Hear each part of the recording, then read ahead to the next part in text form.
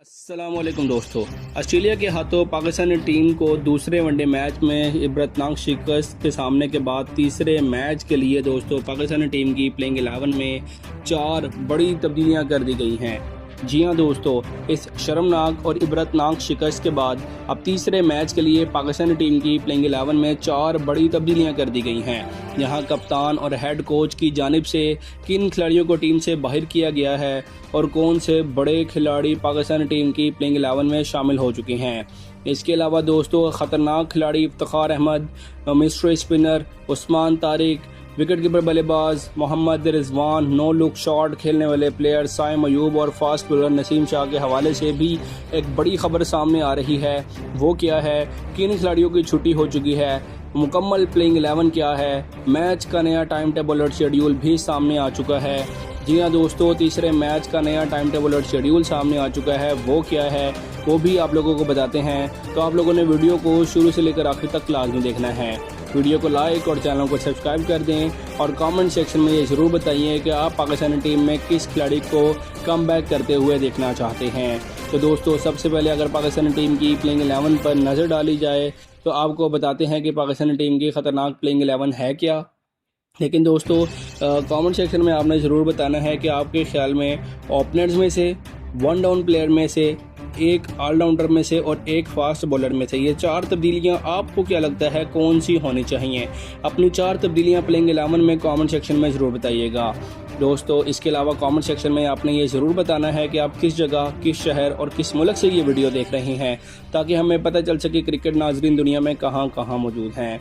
तो दोस्तों, पाकिस्तान क्रिकेट एक बार फिर सिलेक्शन के बड़े फैसलों के साथ तीसरे वनडे मैच में उतरने जा रही है। इस बार प्लेइंग 11 में कई बड़ी हैरानकुन तब्दीलियां देखने में मिल रही हैं। ऑस्ट्रेलिया के खिलाफ मुसलसल नाकामी के बाद टीम मैनेजमेंट ने कुछ नए चेहरों को आजमाने और कुछ कड़वे घूंट पीने के बाद बड़े नामों को दोबारा बाहर करने का फैसला कर लिया है। अब दोस्तों, हर नंबर पर खिलाड़ी की पोजीशन तकरीबन फाइनल हो चुकी है और यही वो प्लेइंग 11 है जिस पर सारी बहस चल रही है। रुहेल नज़ीर दोस्तों एक ऐसा नाम है जिसे काफ़ी अरसे से नज़रअंदाज किया जा रहा था, लेकिन अब लगता है कि आखिरकार उनकी वापसी का वक्त आ गया है।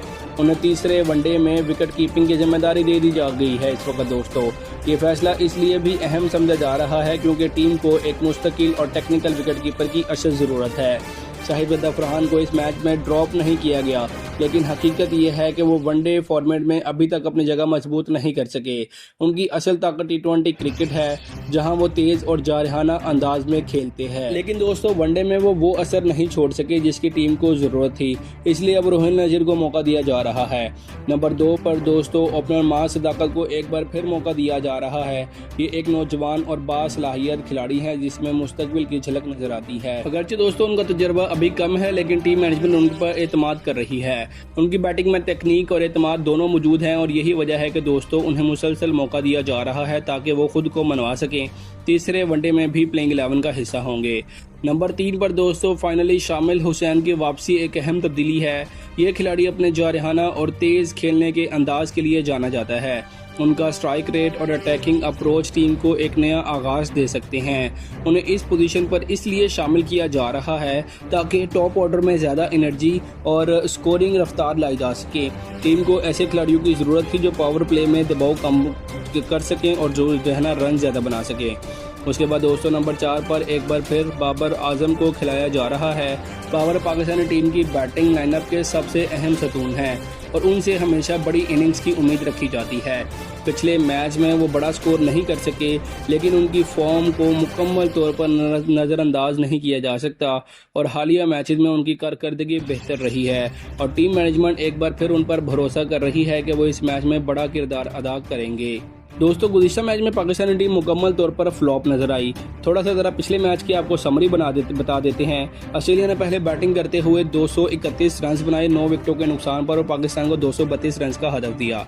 ऑस्ट्रेलिया की जानिब से मैथ्यू शॉर्ट ने 15 रन बनाए, जोश इंग्लिश ने 51 रन बनाए, कैमरॉन ग्रीन ने 53 रन बनाए और रनशा ने 43 रन बनाए और एक मतवाजन इनिंग्स थी जिसने पाकिस्तान पर दबाव डाला।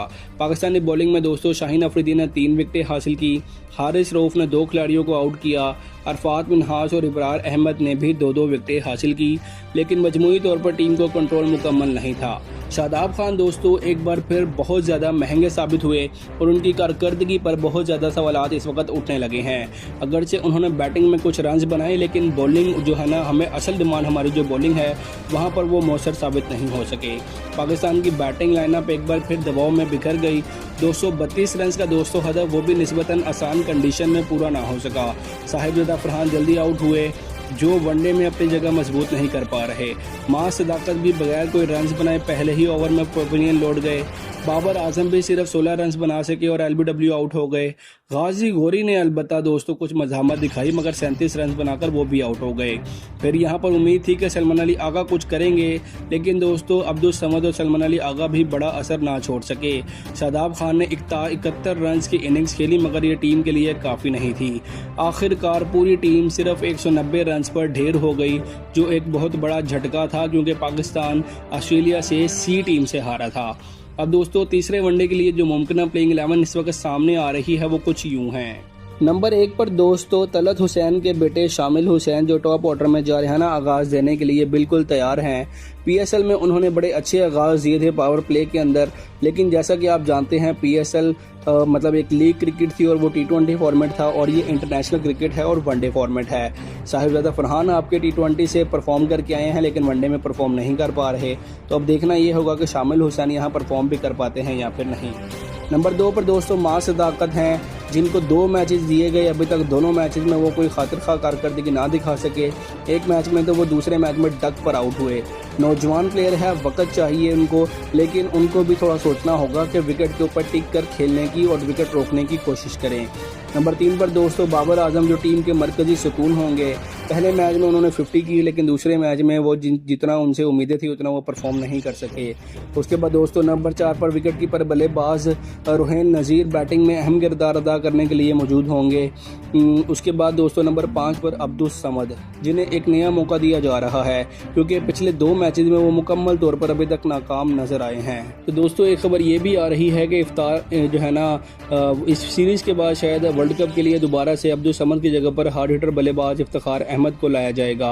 इसके बाद साइम अयूब और मोहम्मद रिजवान जैसे बड़े नाम सीरीज़ के बाद भी उनकी भी वापसी करवाई जा सकती है, जबकि उस्मान तारिक भी मुस्तकबिल में दोस्तों पाकिस्तानी टीम का एक मरतबा फिर हिस्सा बनने के लिए तैयार हैं।